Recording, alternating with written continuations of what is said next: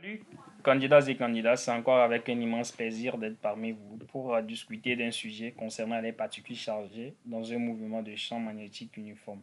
Donc, tout d'abord, avant de commencer, je vous exhorte à vous abonner, de liker la vidéo, de partager. Ça ne coûte totalement rien de liker cette vidéo, de partager. Moi, ça me fait du bien, ça me procure de la force. Et pour continuer, donc on y va avec l'exercice qui va se présenter à l'écran. Donc, c'est un exercice, on dit un des ions positifs de masse M de charge Q sont produits dans une chambre d'ionisation C1. Voilà la figure. Ils pénètrent sans vitesse initiale dans le point A.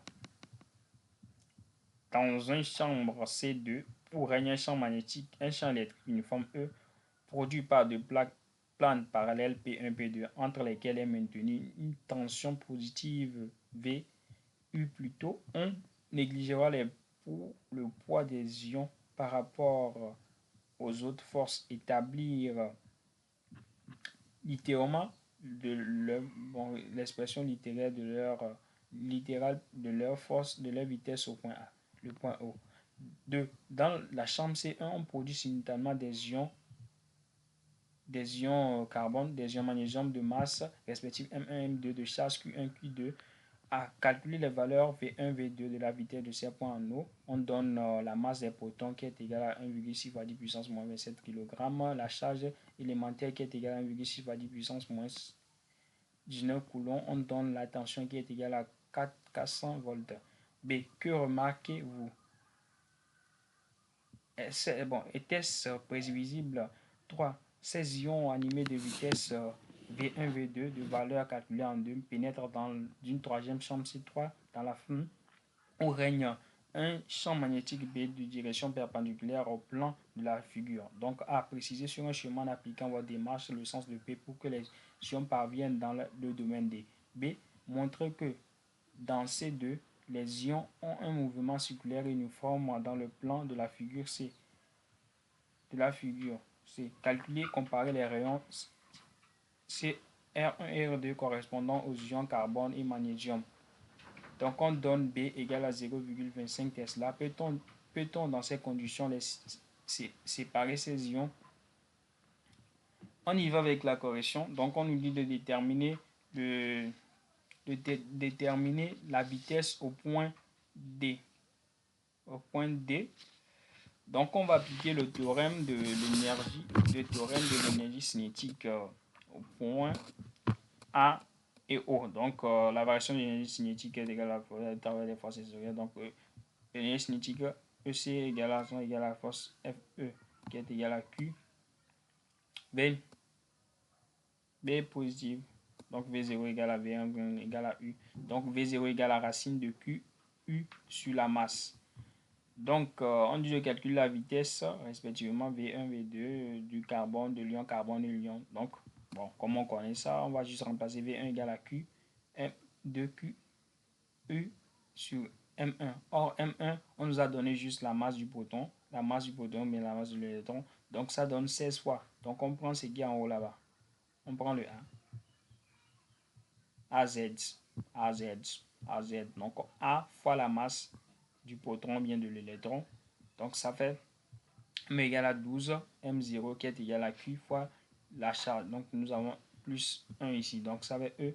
Donc, la vitesse revient à quoi? Racine de EU sur 6 M0. Donc, on a trouvé 1 égale à 6,4 fois 10 puissance 5 mètres par seconde. Donc, la vitesse V2 du magnésium. Donc, nous avons quoi? Nous avons même chose. Donc, M2 égale à quoi? Le A fois la masse du proton, bien de l'électron, égale à la charge qui est égale à 2U. Donc, V2 égale à quoi? Racine de EU sur 6M0. Donc, ça donne V2 égale à 6,4 fois 10 puissance 5 mètres par seconde.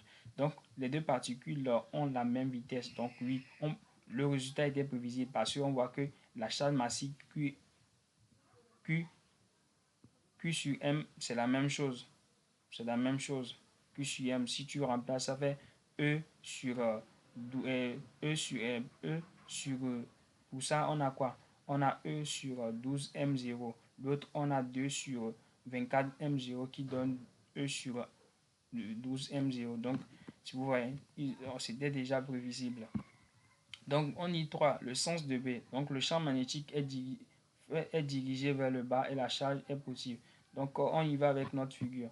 Donc, on est au niveau de la chambre de déviation. Donc, on est la chambre d'accélération. On a quitté la chambre d'accélération. Maintenant, on est au niveau de la chambre de déviation. Donc, comment présenter le F? On voit que le F, ça suit simplement, ça suit simplement la trajectoire du mouvement. Donc, ça descend vers le bas.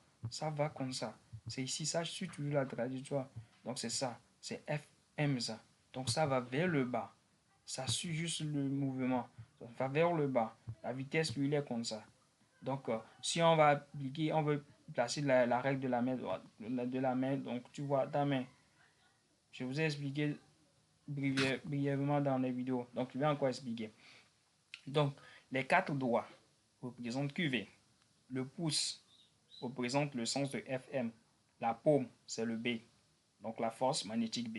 Donc, nous, ici, on voit que notre Q est supérieur à 0. Donc, ce qui veut dire que Q et V sont dans le même sens. Donc, les 4 doigts sont dans le même sens que V. Donc, et la force magnétique est dirigée vers le bas. On voit que notre B est entrant. Si tu places ta main, c'est entrant. Donc B, on dit de montrer que dans ces trois lésions ont un mouvement circulaire uniforme. Donc on va appliquer le théorème du centre d'inertie qui est égal à la variation et est égal à la somme des forces extérieures égale à la masse fois le vecteur accélération. Donc nous avons Fm égal à quoi? QV vectoriel B. Donc nous avons donc A perpendiculaire, c'est toujours la même chose. Hein. Donc B égale à moins BK. Donc d'où A égale perpendiculaire à K. Donc on a trouvé, on a AZ égale à 0, VZ égale à 0. Donc le mouvement est circulaire plan.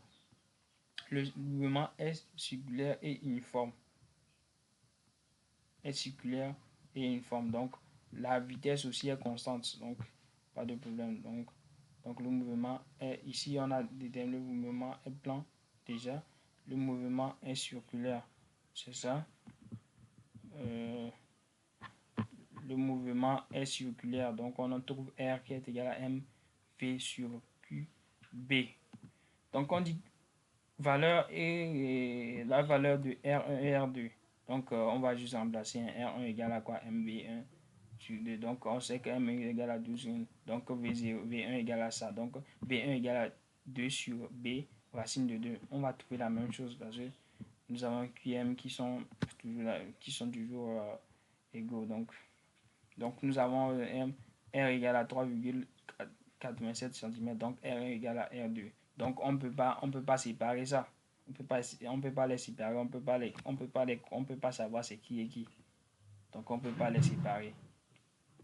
Donc, nous sommes arrivés à la fin de la vidéo. J'espère bien que vous avez aimé. Si vous avez des questions, je suis là pour répondre à vos questions. Donc, et on se dit à plus pour une autre vidéo et à la prochaine. Et bonne revision.